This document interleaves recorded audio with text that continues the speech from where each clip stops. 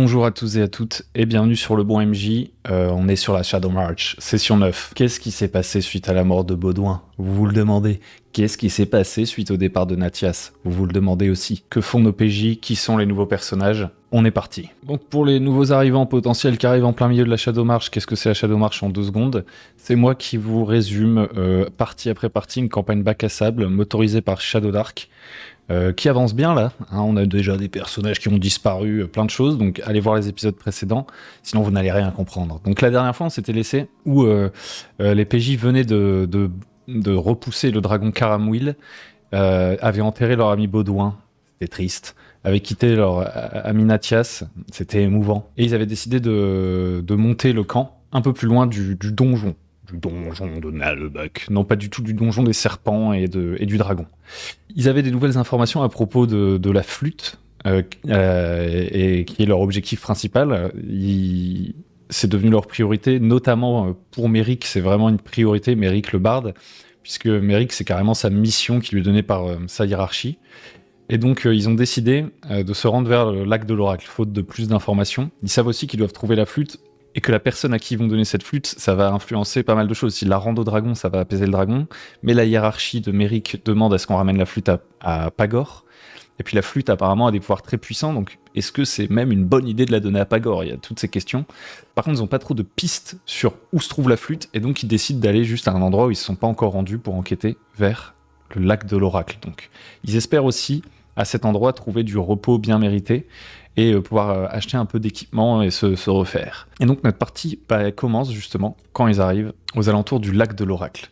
Donc dans leur bande, il y a toujours Brimin, la princesse naine, et son compagnon Brazir. Il y a Grim qui est arrivé récemment, qu'on n'a pas encore beaucoup développé puisqu'il est arrivé à la toute fin de la dernière session. Donc entre-temps, évidemment, moi j'ai vu avec Grim pour lui donner un petit background, et j'ai vu aussi avec le nouveau personnage du joueur de Baudouin, pris le temps de aussi lui créer un petit background. Donc je me permets une petite parenthèse à ce niveau-là. Comme on est dans une sorte de récit choral, que c'est une campagne où voilà, il y a plein de personnages différents et tout, quand on crée leur background, on veut surtout travailler le fait qu'ils aient à la fois des motivations à court terme, une bonne raison d'être à l'endroit où les autres PJ sont, mais surtout des grandes aspirations et qui respectent toujours un des trucs qu'on s'est dit au tout début de la campagne, c'est que leur personnage, voilà, c'est un aventurier, il n'a pas un seul objectif précis en tête qui fait qu'il va la jouer solo. Peut-être qu'au début, il a un objectif précis en tête, mais cet objectif, en soi, on sait déjà que ce sera qu'une étape en fait dans sa vie et qu'il a des aspirations plus grandes, l'envie de partir à l'aventure, que c'est quelqu'un de proactif et que le joueur, dans un premier temps, doit rester dans l'esprit de la campagne qui est de vouloir s'emparer du monde qui l'entoure pour avancer dans l'aspiration qu'il a. Le personnage est bel et bien une aspiration qui va s'affiner organiquement, et aussi que le joueur, comme le personnage, ait un sens de la camaraderie. Si à un moment donné, un de ces personnages a envie de quitter le groupe, il peut le faire, et on l'a déjà vu, et d'ailleurs c'était un moment assez bien amené en fait. Le joueur trouvait de manière diégétique que son personnage avait envie de partir du groupe, et il a pris un autre personnage, et on continue. Donc voilà, ils arrivent au niveau du lac de l'Oracle, et ils tombent sur le nouveau personnage du joueur de Baudouin, en la personne de Tristam de Morgause. Donc ce qu'il voit, et d'ailleurs Tristam a pris un peu de liberté à ce moment-là, et c'était très bien de décrire un peu le contexte dans lequel il le rencontre. Il est près d'un sanctuaire, un peu isolé, en train d'attendre, non loin du lac de l'Oracle. Qu'est-ce qu'il attend? C'est un peu mystérieux, etc. Donc les joueurs s'avancent. Il est un peu lugubre, il a l'air musculeux, il a une armure en cuir qui n'est pas rendue par son token en l'occurrence. Ça, je pense que c'est plutôt le look qu'il a envie d'avoir quand il aura tout son équipement. Il s'approche donc de lui et lui demande de se présenter. Qui est-il? Est-ce qu'on est bientôt arrivé au lac? Voilà, ils sont assez naïfs, ils veulent des informations. Et lui, il se présente donc comme Tristam de Morgause, baron de Morgause, je crois. Faudra que je revoie ça, si c'est le nom qu'il voulait donner à sa baronnie, mais en tout cas, il est baron.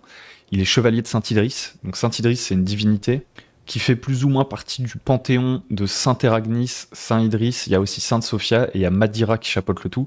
Donc je vous le fais en cours. Madira, c'est une déesse du destin, entre guillemets.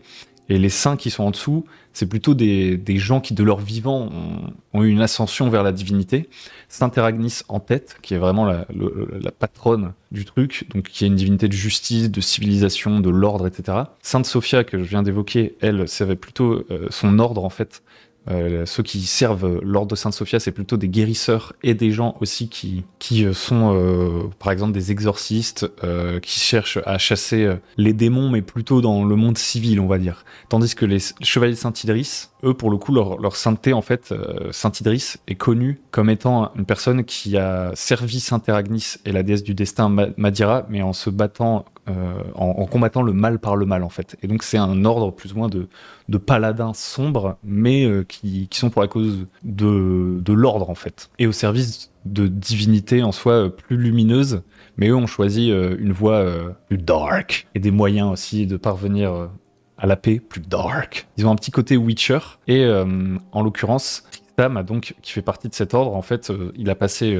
alors, il est baron, mais il a passé très peu de temps dans sa baronnie, puisqu'il est dans l'ordre de Saint-Idriss, et il a passé beaucoup de temps à défendre une sorte de mur, vous pouvez le voir comme un mur à la Game of Thrones, contre les terres de Fel, qui sont remplies de démons et d'orques, et donc il était censé servir de garde comme ça, et il n'a pas encore vraiment révélé, je crois, dans l'histoire aux autres PJ pourquoi il était au lac de l'Oracle exactement, donc je ne vais pas parler de ça, mais en gros il a été plus ou moins détaché et envoyé ici. Donc il se présente, voilà, Tristam de Morgause, etc.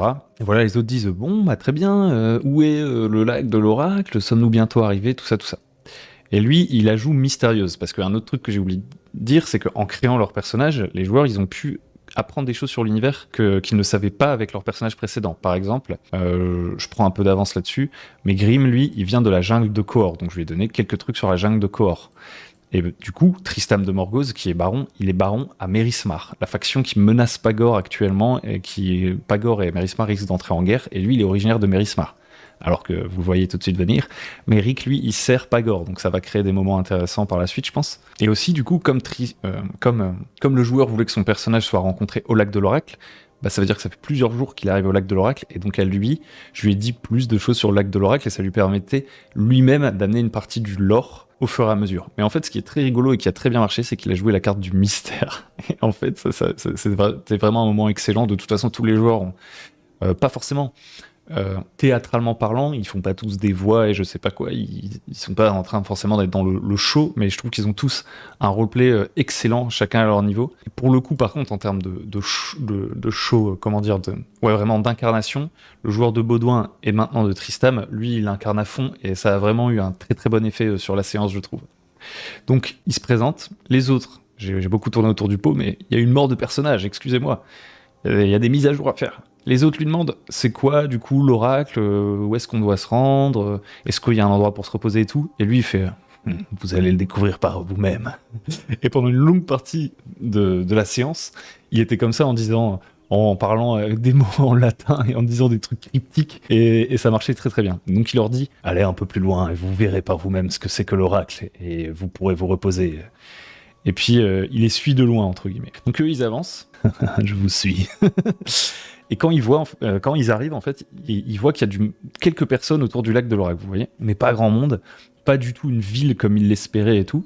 Et la première personne qu'ils voient, c'est Tariq. Tariq, si vous êtes là depuis le début de la Shadow March, vous savez que c'est un alphelin artificier qui voulait absolument aller voir l'oracle pour savoir que devait faire son fils dans la vie, qui attendait des réponses en mode conseiller d'orientation. Je sais plus où j'en suis, ma femme va me quitter, il faut que l'oracle m'aide.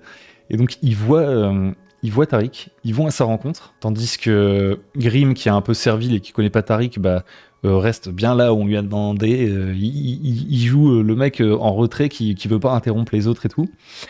Donc eux deux, par contre, Méric et Lorga, reconnaissent Tariq, ils vont le voir, ils font « Bah alors Tariq, qu'est-ce que tu fais ici et tout, qu'est-ce qui t'est arrivé ?» Et en fait, ils se rendent compte que Tariq a l'air complètement déphasé, voire envoûté.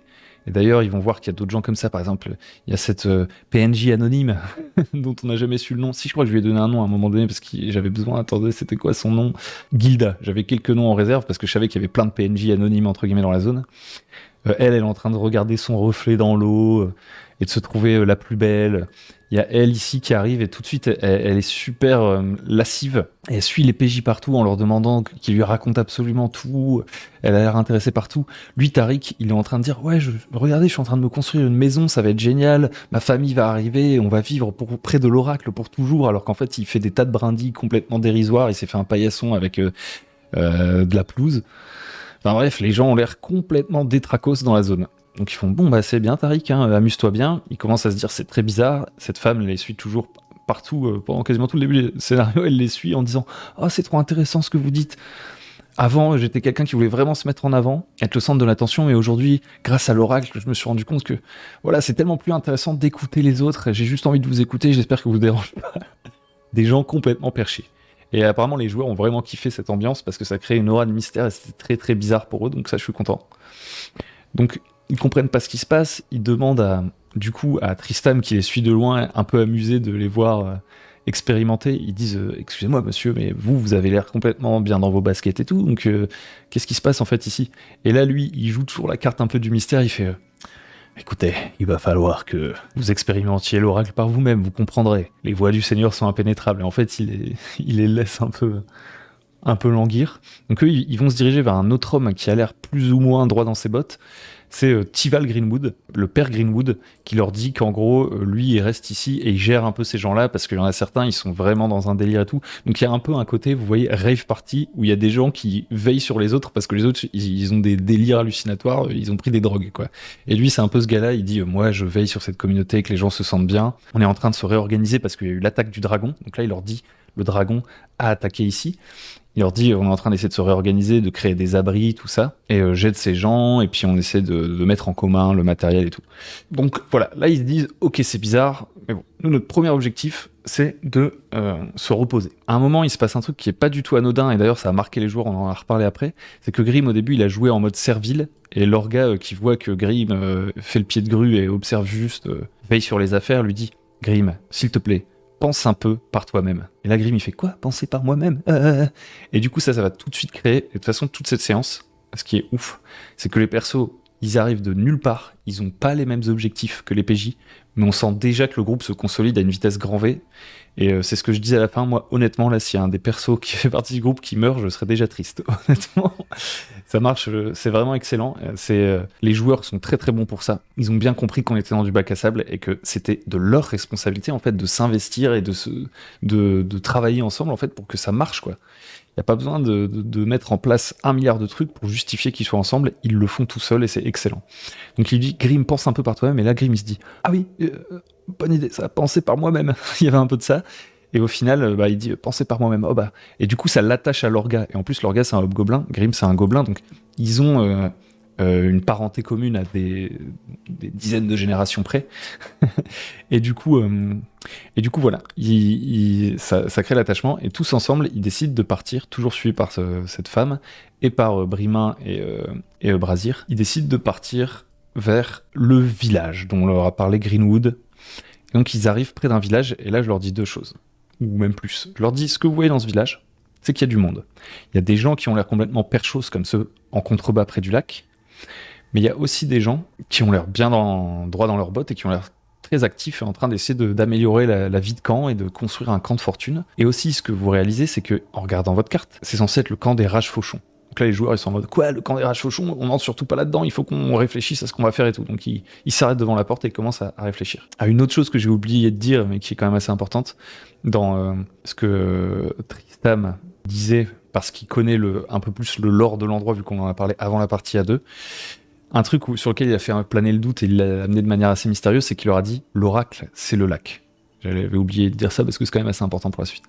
Ils sont là, ils font bon, on rentre là-dedans, qu'est-ce qu'on fait? C'est peut-être dangereux, on veut pas prendre de risques, on a perdu Baudouin, qu'est-ce que ferait Baudouin? Ils jouaient comme ça en rappelant à la mémoire le personnage, donc ça c'était excellent aussi.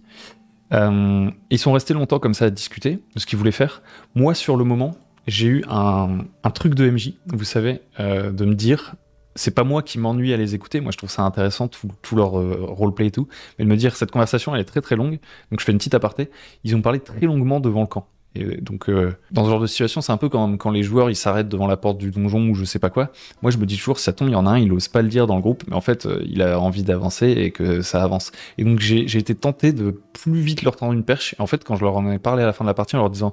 peut-être j'aurais dû intervenir plus vite tout de suite ils ont tous dit ah non nous on aimait bien le roleplay et tout, donc ça aussi c'était assez intéressant comme feedback qu'ils m'ont donné, parce que par réflexe je me serais dit peut-être ils ont envie que je mette du rythme là, c'était pas moi en fait qui voulais qu'ils aillent plus vite, c'est moi qui pensais qu'ils voudraient que je fasse en sorte en tant que MJ de les faire aller plus vite. Et en fait, encore une fois, c'était un a priori que j'avais. Et apparemment, à moins, encore une fois, je sais pas, la communication n'est pas parfaite, peut-être qu'il y en a un qui l'a pas dit. Mais j'ai eu l'impression que non, c'est juste moi qui m'étais fait des idées. Donc ils vont discuter comme ça quand même assez longtemps devant la porte d'entrée, qu'est-ce qu'on doit faire, bliblablou. Il nous faut de la nourriture, machin, truc. Du coup, il y a Tristam, pareil, joueur smart, Tristam. Il leur dit, je peux partager des rations avec vous si vous voulez de la nourriture, j'en ai un peu de trop. Et j'ai de la bière aussi. Et donc accueillant envers les voyageurs et toujours dans cette curiosité de voir est-ce qu'ils vont aller voir l'oracle et tout, sans les y pousser. Il y a aussi Merrick qui nous a dit après que lui, pour essayer... je me concentre beaucoup là-dessus parce que je trouve qu'il y a des leçons à tirer de tout ça. Il y a Merrick qui nous disait, moi j'ai essayé de tendre des perches à Tristram, lapsus, à Tristam en lui disant, en essayant de le faire participer à la conversation, parce que comme Tristam, volontairement, prenait du recul et s'amusait à observer les théories des joueurs, un peu comme un MJ en fait, vous voyez, qui regarde ses joueurs faire des théories. Je pense que le joueur de Tristam à ce moment-là, comme il savait ce qui se passait ici, ça l'amusait tout autant que moi de les voir se faire plein de théories sans avoir toutes les infos. Et donc ça a inquiété, comme quoi il y a du care dans le groupe. Vous voyez, les joueurs, ils sont là pour se tendre des perches et c'est vraiment très agréable. Merrick, il était en mode, il essayait de relancer le joueur et tout. Et lui, à chaque fois, il disait « Non, mais moi, je vous observe de loin et tout. » Et donc voilà, il y a cette longue conversation où il se demande ce qu'il doit faire. Il y a quand même quelques interventions de ma part tout à fait diégétiques. Par exemple, il y avait ce petit bonhomme qui se promène, c'est Kribal. Et Kribal, c'est le capitaine de Grimm. Grimm, son lore, entre guillemets, c'est qu'il est sous les ordres de Kribal, qui est le deuxième lieutenant du baron Véron, qui est mort il y a un moment. J'en parle dans la vidéo précédente, donc j'espère que vous voyez de quoi je parle. Et Kribal, donc lui, c'était une équipe détachée par le baron de son vivant, puisque le baron est mort entre-temps, pour aller chercher la flûte. Et comme il savait pas où était la flûte, il avait séparé son équipe, il avait dispersé ses hommes. Grimm est allé au temple, tandis que Kribal et ses deux acolytes qui le suivent partout, qui sont deux alphelins, eux, ils étaient un peu plus en civil, à essayer de se fondre dans la masse des gens, des pèlerins qui viennent voir l'oracle, pour prendre de l'info et voir si la flûte, elle est pas dans ce camp-là. Donc Kribal, il se promène, et là, il voit Grimm, il fait « Psst, quoi ? Grimm, par ici, viens tout de suite !» Et il est très assertif, très méchant envers Grimm, et il lui dit « Qu'est-ce que tu fais là ? Donne-moi toutes les nouvelles, qu'est-ce que c'est ces étrangers avec qui tu voyages et tout ?» Et Grimm, il fait « Ils m'ont sauvé la vie, etc. » Et ça, c'était assez cool, parce que moi, j'avais prévu de jouer Kribal comme ça, comme une sorte d'enflure. Et le fait que l'orga, juste avant, il ait tendu la main à Grimm en lui disant « Pense par toi-même », c'était excellent pour mettre en perspective tout ça dans cette scène. C'était pas du tout préparé, mais c'était trop bon, puisque Kribal, en fait, il est très méchant et il ne veut pas que Grimm pense par lui-même. Et il y a l'orga qui est intervenu en disant qu'est-ce qui se passe ici, etc. à un moment donné. Et Grimm, il fait « Ah, c'est mon ancien capitaine, etc. Blablabla. » Et l'orga lui a dit « Souviens-toi de ce que je t'ai dit, Grimm, pense par toi-même. » Et elle est repartie. Et franchement, ça, c'est du roleplay en or, j'ai envie de vous dire. Ça, c'est de la punchline. Et donc Kribal, il fait alors, c'est quoi les nouvelles et tout. Et là, Grimm, il dit « Bah voilà, le baron Véron est mort et tout. » Et tout de suite, Kribal, ce qu'il dit, c'est « Quoi ? Si le baron est mort ? Attends. Ça veut dire que du coup, c'est moi le baron maintenant. » Kribal, c'est vraiment un méga opportuniste, c'est un gobelin sans clan. Et donc tout de suite il se dit bon bah si le chef est mort et que moi j'étais le serviteur du chef, j'étais le sous-chef, bah maintenant c'est moi le chef. Et il dit Grimm, tu vas rester avec moi, etc. Mais comme il voit qu'il est en compagnie d'un groupe plus nombreux et qui sont eux trois, c'est pas forcément des combattants d'élite quoi, c'est plutôt des sortes d'espions, il la joue safe parce qu'il se dit si je m'attaque à Grimm, il y a toute sa clique qui va venir me casser la gueule, donc il est plus ou moins contraint de laisser Grimm partir, mais il lui fait Grimm, fais pas de conneries ou je t'égorgerai dans ton sommeil, etc. Et Grimm, voilà, s'inquiète et retourne vers le groupe. Donc il y a eu cette petite scène-là. Pendant ce temps-là, donc ils continuent de discuter de ce qu'ils doivent faire. Moi, ce que je fais pour montrer au PJ que les choses bougent, d'ailleurs, il y a toujours Rasmila qui les écoute et qui fait « Oh, dites-moi vos aventures, ça m'intéresse trop ». Et qui est très dans le charme, ce qui ne manque pas de déstabiliser certains personnages qui sont en mode non mais laissez-moi tranquille s'il vous plaît. Et du coup, pour leur montrer que les choses bougent, à un moment donné, je dis il y a Brimain et Brazir qui rentrent dans le camp, eux, pour aller planter leur tente, pour leur montrer que voilà, ça n'a pas l'air si dangereux, puisqu'ils ont l'air de vraiment s'inquiéter qu'il y ait des rages fauchons et tout. Et finalement, je finis par leur tendre une perche, du coup. Donc moi, je pensais que j'aurais dû l'attendre plus tôt, mais eux, ils m'ont dit que ça les a pas du tout dérangés. Mais j'ai fini par le faire au bout, je dirais, de 15-20 minutes de discussion. On voyait un PNJ, donc Marignos, qui, comme vous pouvez le voir par rapport au token, est un PNJ un peu plus préparé que les autres, et en soi, c'est un effet qui me dérange pas, on identifie tout de suite peut-être des personnes qui ont l'air un peu plus importantes, d'avoir un peu plus de lore à qui on pourrait aller parler, ça me dérange pas du tout. C'est même, j'ai envie de dire, un truc que je trouve intéressant comme outil, Vous prenez des tokens, alors pas tous les mêmes peut-être, parce que si là par exemple j'avais 50 fois le même token de paysan pour peupler les trucs, ça ferait un peu laid. Mais là voilà, tous ces tokens-là, ils se ressemblent un peu dans le style, ils font tous PNJ secondaire. Ça veut pas dire qu'ils vont le rester, parce que j'ai des listes de noms et on peut les développer et tout, je peux improviser qui sont plus importants que ce que j'avais prévu. Mais voilà, la plupart des PNJ, ils ont des petites têtes comme ça. Il y en a qui ont des tokens un peu plus intéressants. Et en fait, je trouve que c'est un bon signal visuel pour les PJ qu'il y a des accroches partout et qu'ils peuvent aller parler à des gens et il va se passer des trucs. Et ils sont pas obligés de le faire non plus d'ailleurs. Revenons-en à Marignos. Donc Marignos, il arrive, il interrompt la conversation de PJ, il fait « Écoutez, mesdames et messieurs, vos amis sont entrés. » Et puis là, t'as Brazier, il fait « Ce type a des épices qui ont l'air délicieuses et tout. » Et Marignos, il fait « Je peux vous vendre des épices, je suis marchand, j'ai des trucs, venez, vous avez l'air affamés, etc. Entrez. » Il les invite à entrer et donc les PJ décident d'entrer.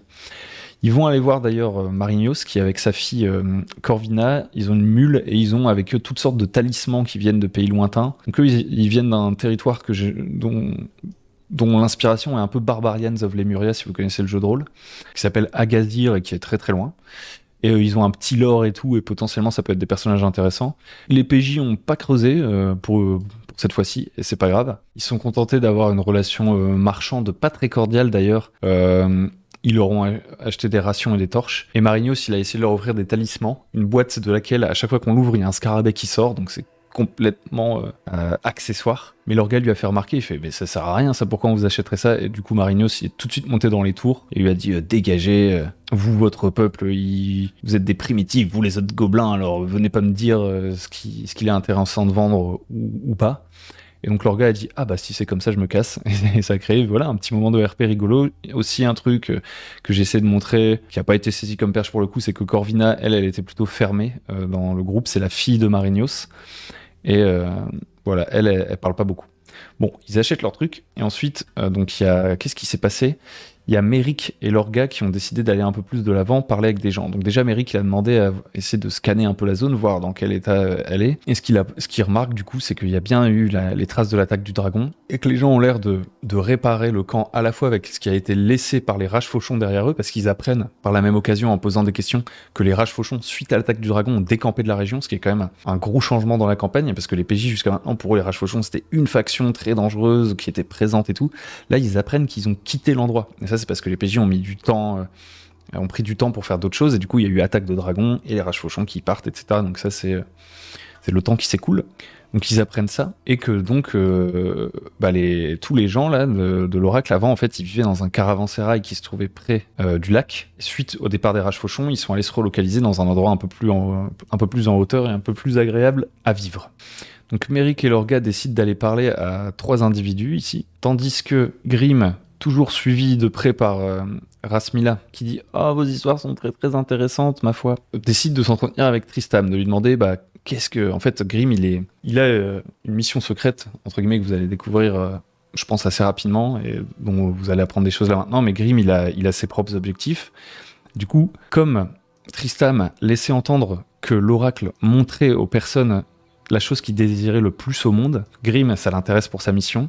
Et donc, il demande à Tristam, toi, qu'est-ce que t'as vu ? Donc là, Tristam va pouvoir commencer à présenter un peu plus son personnage. À travers ça, il va dire, je me suis vu dans ma baronnie, en sécurité. J'étais enfin vraiment le baron.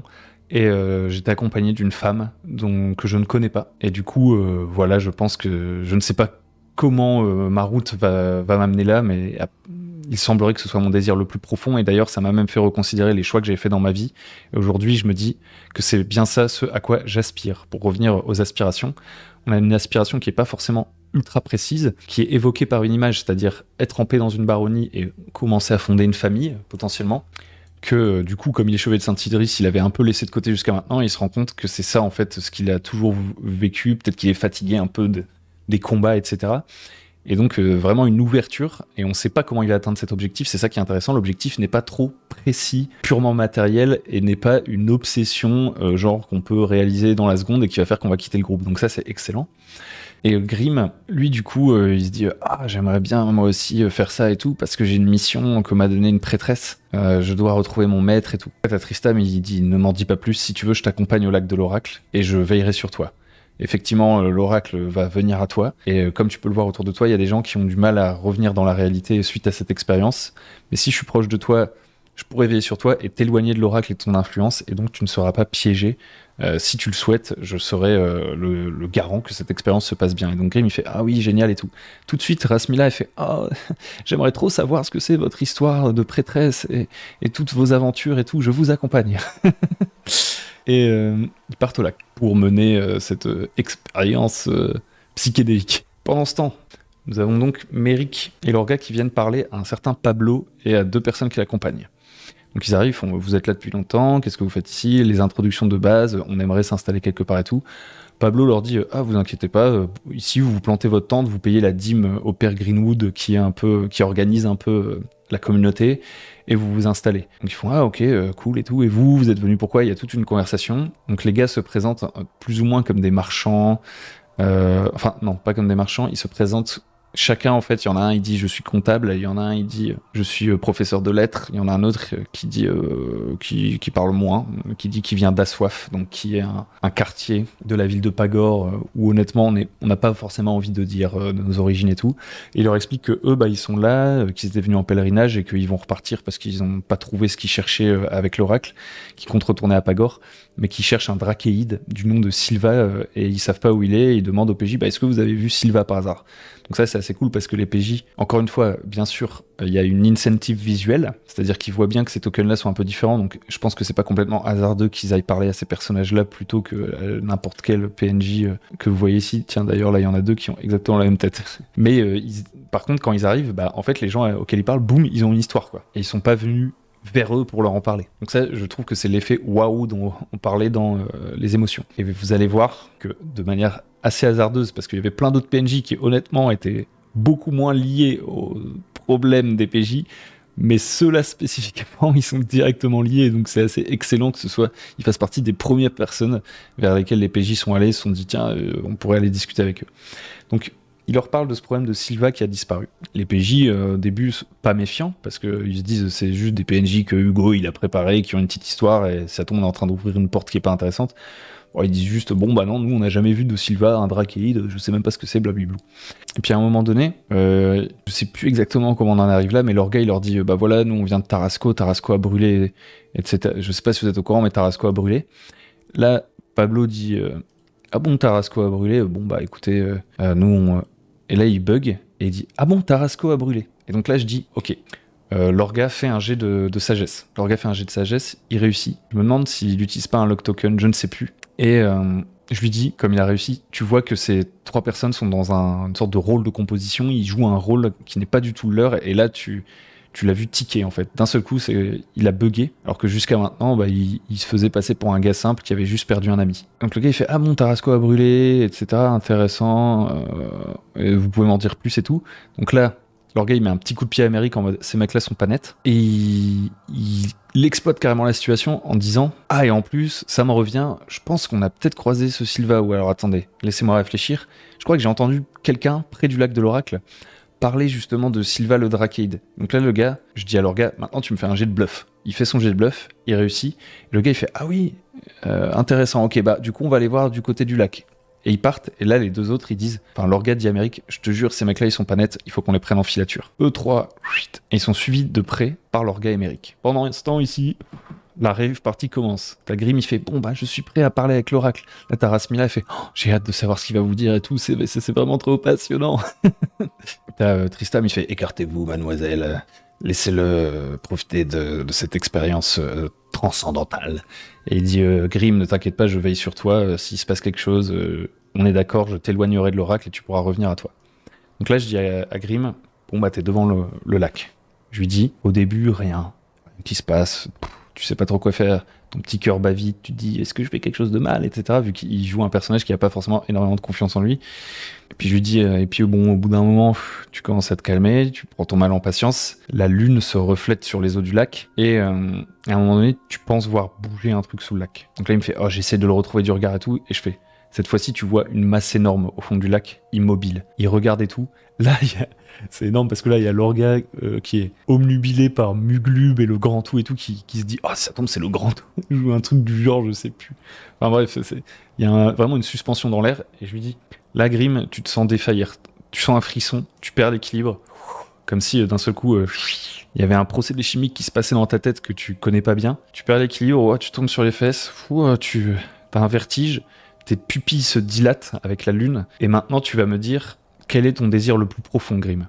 Le joueur est pas très expansif sur le moment. Il me dit juste, moi, mon désir le plus profond, c'est Versant. Là, aucun joueur ne sait ce que c'est Versant, à part Grim, évidemment. Et donc là, Versant, moi, je sais ce que c'est. Et donc, je lui décris, d'un seul coup, il fait plus nuit. Et devant toi, ou plutôt au-dessus de toi dans le ciel, tu vois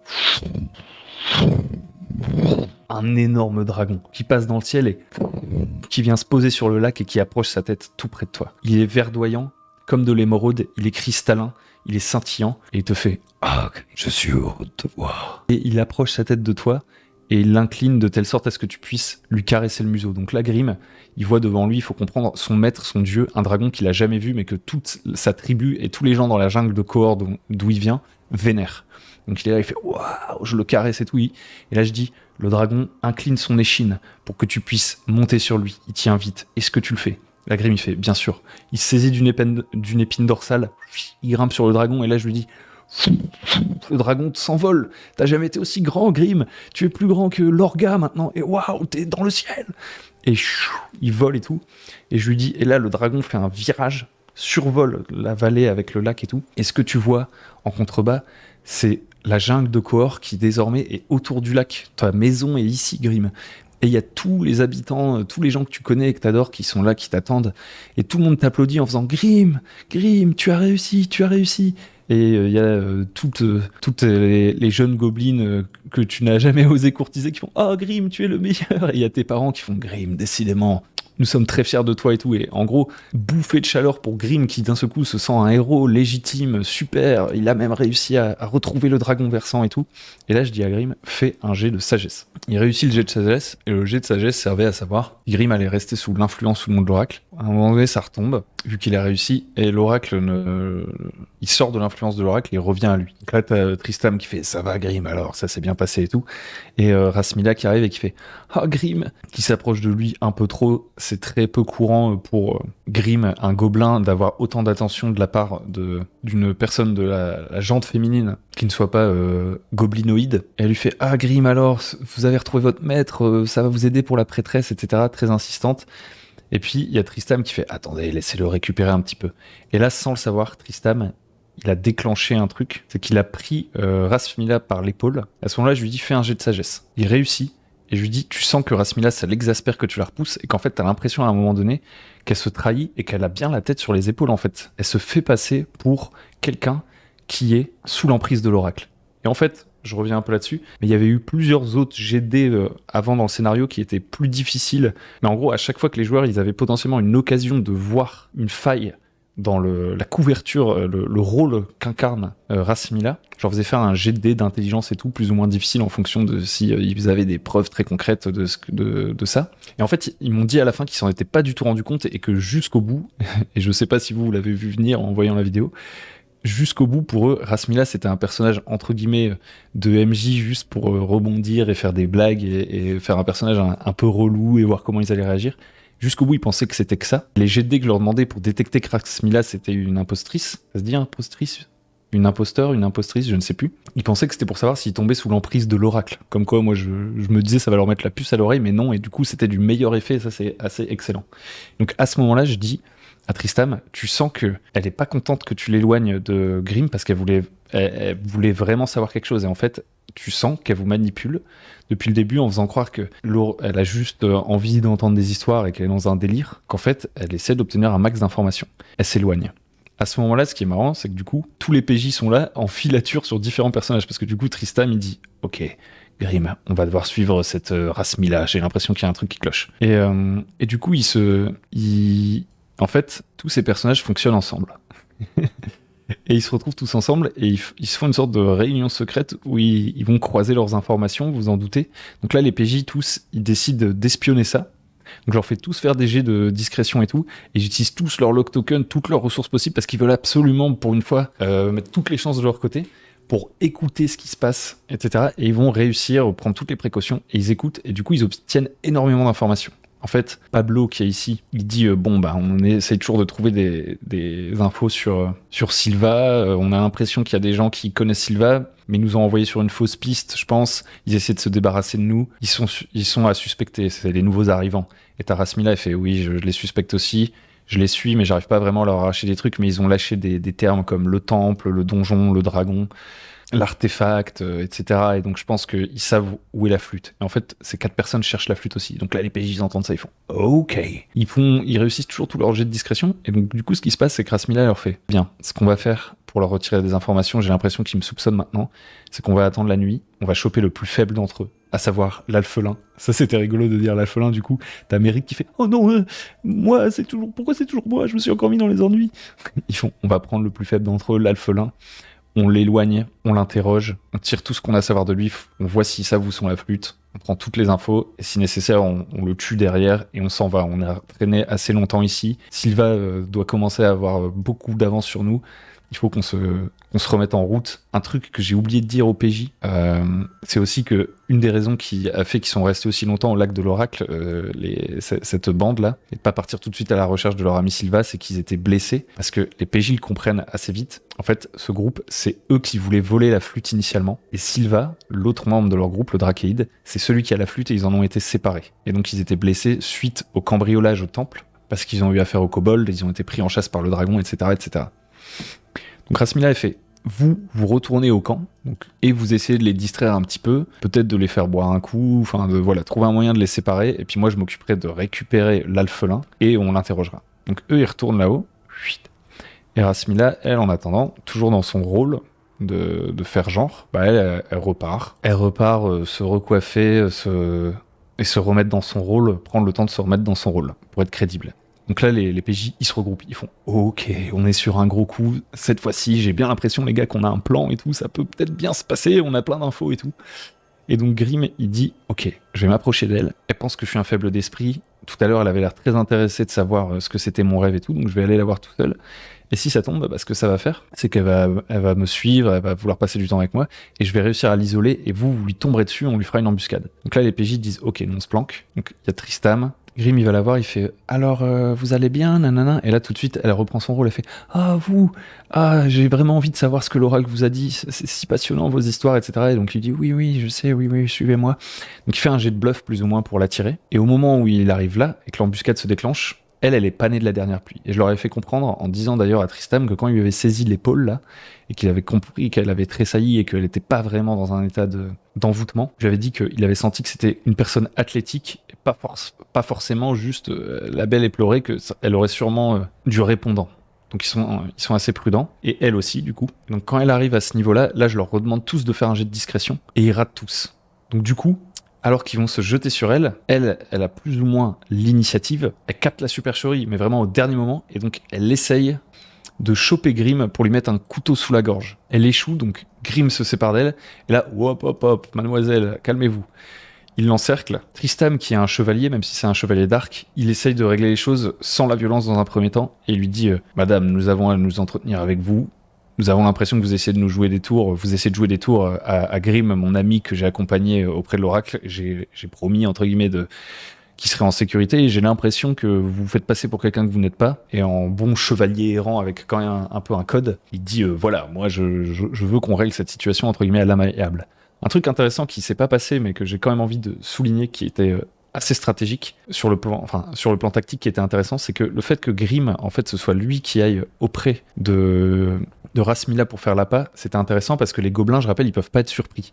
Et donc si Rasmila, d'un seul coup, elle avait essayé de l'attaquer par surprise parce qu'il était seul, en gros, de remplacer Méric par Grimm pour isoler Grimm et l'interroger, lui, il peut pas être surpris, donc il aurait pu avoir du répondant, et Dieu sait que ça l'aurait aidé, parce qu'en fait, le profil que j'avais pris pour Rasmila en termes de PNJ, c'était celui d'assassin. Et le profil d'assassin, ce qu'il fait, c'est qu'il a des dégâts multipliés par 3 quand il prend quelqu'un par surprise.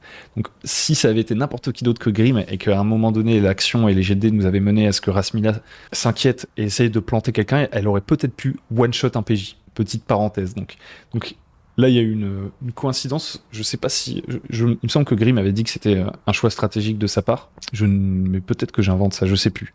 Que ce fût volontaire ou pas, c'était très bien joué. Donc, Tristam, il essaye de la jouer à la cool.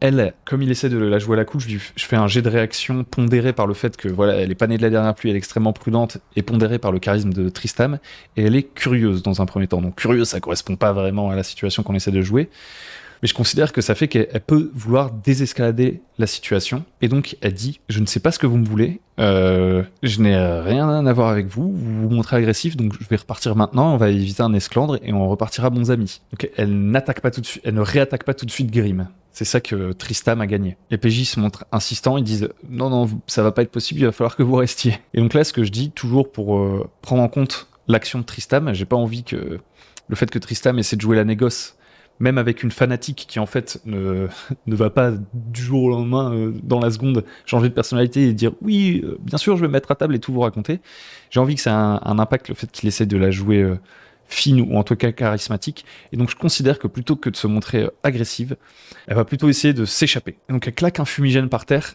elle essaie de s'échapper. Là, Grimm dit immédiatement, j'essaye de la planter au niveau de la jambe avec ma lance pour l'arrêter. L'orga se jette sur elle, etc. Et finalement, ils vont très très vite la maîtriser grâce à des jets de force et tout. Et là, je leur dis, vous voyez, elle a plusieurs cordes à son arc, étant donné que c'est une assassin experte. Vous voyez qu'elle va se craquer une pilule de poison, parce qu'en plus elle est fanatique, donc elle est prête à mourir pour sa cause. Elle se craque une pilule de poison dans la bouche. Là, je dis, un seul d'entre vous peut tenter un truc, qu'est-ce que vous faites? Et je m'attends à ce qu'il y en ait un qui dise ok, j'essaye de un truc genre qui a peu de chances de réussite. Et là, encore une fois, état de grâce, moi je me souvenais pas du tout, et c'était énorme en fait. Franchement, c'était ouf. Du coup, leur plan se déroule à merveille, et je crois qu'ils ont vraiment kiffé ça. J'avais complètement zappé que l'orga, du fait qu'il soit un comment ça s'appelle, un adorateur de Muglub, il avait un don de Muglub, il avait choisi une immunité au début, il pouvait être immunisé aux maladies, immunisé à des trucs et tout. Il avait dit bon, bah je vais prendre poison, en se disant ça va servir à rien, les immunités au poison et tout, ça sert à rien, mais à rien. Et en fait, là il dit ok, je plonge sur elle, je pars en mode bouche à bouche, j'aspire tout le poison qu'elle a dans la bouche et je l'avale. Et en fait, ça me fait rien vu que je suis immunisé au poison. Et donc elle, au début, pendant un moment, elle le regarde, elle fait imbécile, vous allez mourir dans la minute. Et en fait, lui ne tressaille pas du tout, il la regarde droit dans les yeux, et là, elle réalise que le mec, ça lui fait absolument rien. Et à ce moment-là, elle fait « Qu'est-ce que vous me voulez ?» Elle est dépitée, rien n'a marché comme elle voulait. Et donc là, il décide de l'isoler pour l'interroger. Là, c'est un moment assez particulier, parce que vous voyez où on va. Hein. On arrive à un moment où on va entrer dans les secteurs un petit peu compliqués du jeu de rôle. Et d'ailleurs, si c'est quelque chose que vous ne supportez pas, le thème de faire passer... si vous n'aimez pas le passage à la question, honnêtement, moi j'ai mis une voile là-dessus. Moi, j'aime pas les scènes de torture, donc j'ai dit qu'on mettrait un voile dessus. Mais comme je le voyais arriver, j'ai dit, voilà, si vous voulez la torturer, ce sera pas joué, mais à vous de voir ensuite en vos âmes et consciences si vos personnages sont prêts à ça, etc. Et j'ai fait un petit check rapide, justement, de si les joueurs, ça les dérangeait ou pas que la torture soit une méthode qui puisse être utilisée par les PJ dans la campagne. Et donc, ce que je leur ai dit, en fait, donc, comment j'ai amené ça? J'ai un peu mis la charrue avant les bœufs. Il y a Tristam qui, montrant un peu son aspect démoniaque, du fait qu'il soit chevalier de Saint-Idris, ça lui donne des pouvoirs démoniaques, fait sortir de la fumée de sa peau, etc. Il y a même l'orga qui, honnêtement, est à bout et commence à... On l'a menacé de mort, on a menacé Méric de mort aussi, puisqu'elle s'apprêtait à capturer Méric dans la nuit et peut-être à le tuer.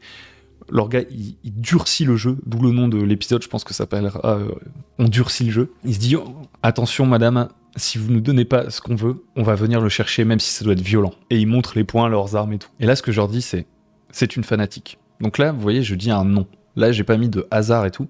Je dis c'est une fanatique. L'intimidation ne fonctionnera pas sur elle, je vous le dis tout de suite. Soit c'est ça, soit j'ai fait genre un jet de difficulté 18 qui a été raté pour l'intimider. Je ne sais plus. Je crois que j'ai fait... Je dis ça, en fait, je crois qu'il y a eu un jet de dés. Difficulté 18 par Tristam, raté. J'ai dit, ça se joue sur un jet de dés, vous pourrez pas réessayer 50 fois. Et qu'est-ce que j'avais dit? Et je crois que du coup, il avait plus de lock token et c'était raté. Et donc j'ai dit, à partir de ce moment-là, vous le voyez, c'est une fanatique, vous pourrez pas la convaincre autrement que par la violence. Et c'est là que j'ai marqué la pause et que j'ai dit, est-ce que vous pensez que vos PJ, déjà, sont prêts à avoir cette violence? Est-ce que pour les joueurs de la table, c'est OK qu'on ait des PJ comme ça? Et j'ai dit, moi... on jouera pas la scène, ce sera ellipsé en fait la torture. Et par contre ça me dérange pas moi dans l'absolu que ce soit un sujet. Mais j'ai pas envie que chacun des PJ de manière sadique, chacun son tour, vienne me décrire les trucs violents qu'il va faire et tout. ça m'intéresse pas. Tout le monde était ok, mais il y en a quand même qui disent que leur personnage, eux c'est pas un truc qu'ils kiffent. Donc il y a Méric qui dit Moi, je m'écarte, je veux pas voir ça. Je pense que c'est nécessaire, ça fait partie de ma mission. Je suis un capuchon. C'est des informations qui ont l'air importantes. On parle de la flûte et tout, ça a l'air d'être des trucs qui vont intéresser ma hiérarchie. Par contre, moi, je supporte pas ça. Chez les capuchons, jamais je ne participe à ce genre de truc. Il y a Grimm qui dit, moi, je vais auprès de Merrick pour pas qu'ils soient seuls. Et aux deux autres, je leur dis, du coup, eux, ils sont vraiment remontés, surtout Lorga. Et Tristam, c'est plus dans sa personnalité, il est très, très la fin justifie les moyens, vu qu'il est chevalier de Saint-Idriss. Donc ces deux-là, ils disent qu'il la passe à la question. Et là, comme règle, ce que j'ai utilisé, en fait, j'ai fait faire un jet de constitution à Mira. Je leur ai dit à l'avance comment allait marcher le jet de dés. Je leur ai dit, c'est une fanatique, elle se laissera mourir. À un moment donné, elle va passer la barrière de la résistance humaine, même si c'est pas réaliste. On sait très bien que la torture, c'est un sujet extrêmement sérieux et dur, et qu'en réalité, il y a quasiment personne qui résiste. C'est un mythe. Mais nous, on est quand même dans un monde de donjons, c'est ça ce que je leur ai dit. Et donc, du coup, en faisant ça, je vous pose un vrai dilemme moral parce que je vous le dis tout de suite, vous allez y aller. Si vous faites ça, elle mourra. Donc, est-ce que vous voulez le faire? C'est aussi comme ça que j'avais posé le dilemme. Et ils ont accepté d'y aller. Et ça a créé une scène émouvante. Je suis allé vite chercher une musique, etc. pour ça. Et donc, ce que j'ai dit en termes de règles, c'est je jette un des 20. Et c'est un test de constitution de la part de cet assassin. Et en fonction de la réussite de son jet de constitution, c'est le temps qu'elle va tenir avant de se dire « faut que je me laisse partir » et vous aurez plus ou moins de réponses. Et j'ai fait un coup critique sur le jet de constitution. Ce qui fait que là, en termes de bac à sable, on est un peu dans un summum, si vous voulez mon avis. Parce que de 1, il pouvait ne jamais se rendre compte que Rasmila était un assassin. Il pouvait même ne pas aller parler spécifiquement à ce groupe de personnages-là. Il y a 5-6 autres accroches dans le camp et tout, autres PNJ avec lesquels ils auraient pu interagir. Donc déjà, en soi, le fait qu'ils aient vraiment creusé ce truc-là, qu'ils aient pas juste envoyé Rasmila chier à un moment donné ou je sais pas quoi, c'est déjà une forme de choses qui arrivaient de manière organique. Ensuite, toute la manière qu'ils ont eu de réussir à maîtriser la situation, de lui retirer la capsule de poison de la bouche avec la technique de l'orga, de l'isoler et d'accepter de la passer à la question, ce qui n'était pas donné, parce que je pense pas que les joueurs, honnêtement, autour de la table, soient des sadiques. Je pense qu'ils ont vraiment ressenti le poids de cette décision et ce que ça pouvait impliquer comme changement pour leur personnage. D'ailleurs, à la fin de la partie, le joueur de l'orga a dit je pense que dans les sessions suivantes, vous allez voir que l'orga, il va se refermer, peut-être il aura des regrets et tout. Donc il y a eu tout ça, et là il y a le jet de constitution en coup critique qui fait qu'en fait, avant de se laisser partir, elle va lâcher plein d'infos que honnêtement je ne pensais pas du tout que les PJ auraient aussitôt dans la campagne. Je pensais qu'ils obtiendraient moins de choses et que ça les amènerait peut-être à vouloir enquêter là-dessus, mais là ils ont plein de trucs. Donc je vous résume, ils apprennent que Rasmila fait partie du culte de Pythis. Pythis, pour vous rappeler, c'est la prêtresse vipéride qui était dans le sarcophage qui a été ramené à Pagor, dont Kailor avait parlé, j'en avais parlé la dernière fois. Il y a cette histoire de sarcophage qui a été ramené à la nécropole de Pagor, dans laquelle il y avait une prêtresse vipéride a priori, puisqu'elle vient du temple des vipérides, et que ce sarcophage a été ouvert il y a à peu près 1 an. Et sur ce sarcophage, c'était écrit Pythis. Donc elle a dit « je suis dans le culte du serpent ». Rasmila dit « je suis activiste et zélote du culte du serpent ». Et à la tête de ce culte du serpent, c'est une Pythis. Donc là déjà, la connexion est directe.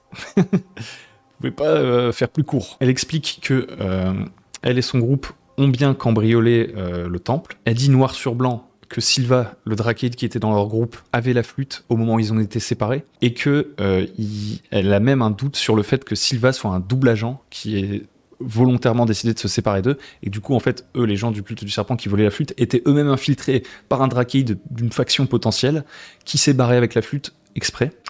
Elle leur dit aussi qu'elle sait pas exactement, pour le coup, elle, à quoi sert la flûte. Les PJ, eux, en savent plus sur la nature de la flûte. C'est la flûte du songe éternel, qui a priori était l'un des nombreux instruments du joueur de flûte, un être mythique, qui permet en fait d'enfermer les gens dans leurs propres rêves. Et là, vous voyez qu'il y a un pattern du thème du rêve un peu qui est parsemé dans la campagne, puisqu'on a l'oracle qui peut nous montrer ce qu'on désire le plus.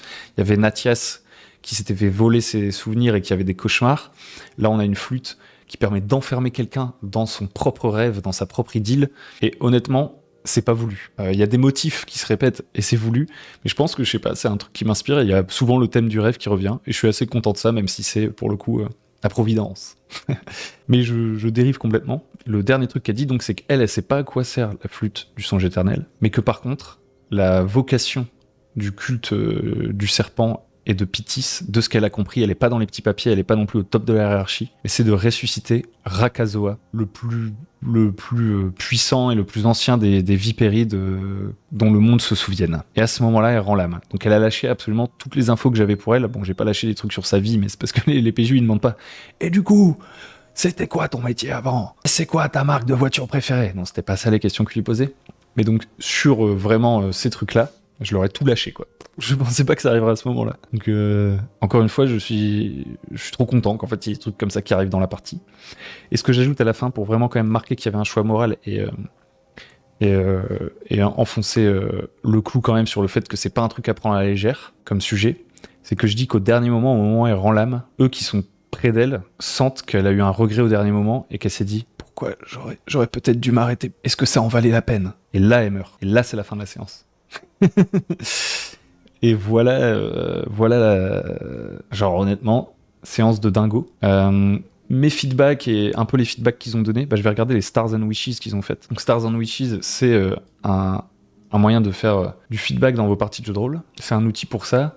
Et donc si je regarde, vous allez voir que c'est assez amusant. Tristam de Morgose nous dit « La séance de torture, c'était un des moments que j'ai kiffé, je peux m'expliquer. » Et après, il s'est expliqué, parce qu'il a écrit ça alors que tout le monde était en train de parler, il l'a pas fait post-partie, c'était pendant le débrief qu'il a écrit. Et il a dit j'ai hâte de voir comment le nouveau groupe va interagir, découvrir encore plus de secrets et mystères. Ensuite, Grimm, qu'est-ce qu'il a donné comme retour ? Le plan qui s'est déroulé sans problème pour une fois et tout s'est très bien enchaîné. Donc ça, c'est vrai que pour une fois, ils ont réussi ils avaient des précautions, ils avaient bien pris des précautions. La chance au dé a joué. Il dit aussi qu'il a apprécié le fait que Merrick s'endurcit avec la nouvelle dynamique de groupe. Merrick, qu'est-ce qu'il nous dit ? L'interprétation des deux nouveaux personnages, ils ont déjà une personnalité propre. Jouer les nouvelles interactions entre nous, c'est ce qu'on a commencé ce soir. C'est ce qui kiffe dans la partie.